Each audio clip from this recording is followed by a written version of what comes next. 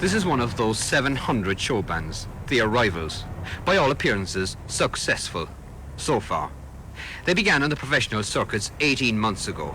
Capital outlay, £6,000. £4,000 for the bus they travel in, the rest on instruments, electronic guitars, amplifiers and specially tailored suits.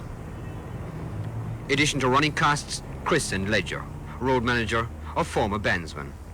As a manager, he's rated an important part of the gear. He's the organizer, the critic, takes care of advance bookings and calls the tune in which the band could stand or fall. His average yearly earnings are higher than any other individual in the band.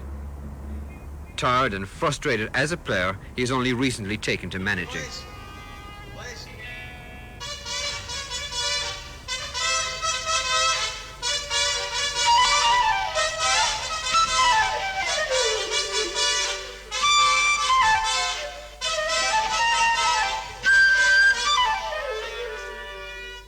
This is rehearsal time.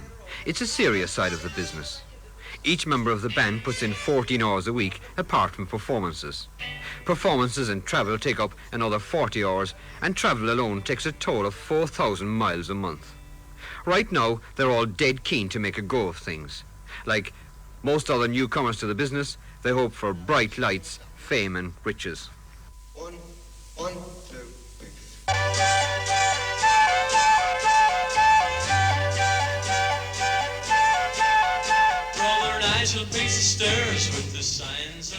Beno Haussmann, born Hamburg 36 years ago, married, musician from school days, came here 1954, has played drums with 5 other bands, average earnings £30 a week.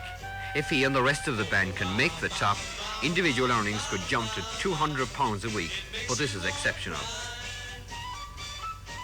Billy Curtin, age 24, left Tralee for Britain as 13-year-old, then America, has been in band business since then, plays a variety of wind instruments and arranges band's music.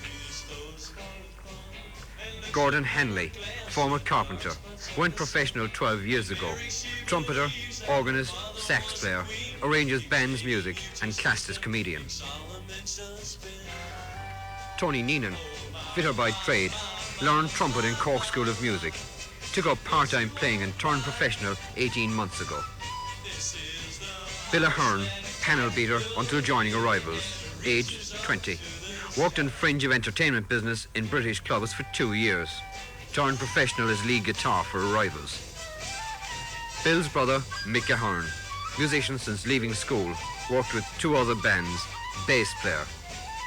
Des Lee, played euphonium at school, took up saxophone following father's footsteps, went from beat group to Regal Showband, and now, sign of the times, has left Arrivals for another band. This is the house that Jack built, baby, and it reaches up to the sky.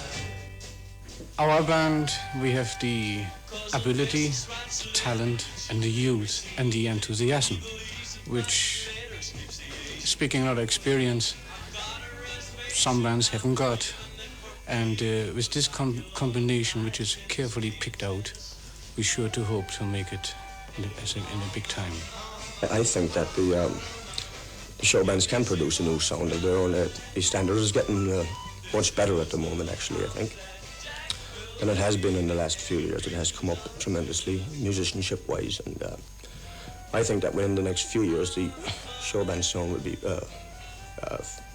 excellent as regards brass and rhythm, of course. Well, I disagree with you there, no. I'd say, like, the thing about it is that people will go to hear the big bands, but the bands who aren't on the top, that people are just fed up. There's too many of them there, and if you have to be a top band because people want something. And we feel ourselves that people are going back more to dancing, and that we will get a big dancing sound.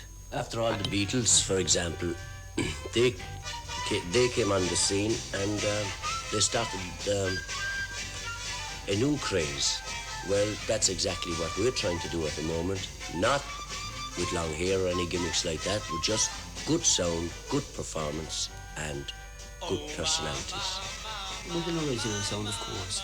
I mean, as I say, we put in brass in most numbers. We're trying to get a big, happy, dancing sound. Now, we don't want to, how should I, shove it down the people's ears like that. Well, that we're slavishly and copying the records when we're not. We're doing something different. At the minute, in our band, we could go out there and play a number and get sounds that nobody's ever heard, you know? But then that's playing for ourselves, you see. So what a show band has to do is go out there and play what the people want, you know? So if this craze dies out, as you said, it's beat music and everything, well then we have the instrumentation and we have the talent to play any sort of thing, because it just resolves around the circle. Music, it'll go back to jazz, Dixieland, what have you, you know? So we have the instruments for that, but one way or the other, I can't see show bands ever going as long as people like music, you know? Please save a place for me. Youth, a strong asset to ambition, is on their side. Only 2 of them are married and none is yet tired of travelling 1,000 miles a week.